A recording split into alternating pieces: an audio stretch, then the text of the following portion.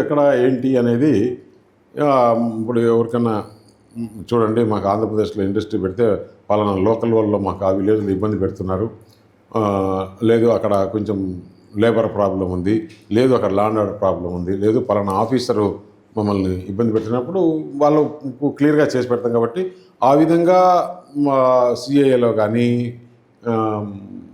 ఇట్లా మీటింగ్లకు వెళ్తూ ఉంటాం. కాబట్టి అందరూ ఇండస్ట్రీస్ నాకు యు నేమ్ ఇట్ ఎనీబడి నాకు అందరూ పరిచయం. రైట్. అనకాపల్లి సీటు మీరు అడిగారా, పార్టీ అధినాయకత్వం మీకు ఇచ్చింది? యాక్చువల్గా నేను వైజాగ్ అనుకున్నాను.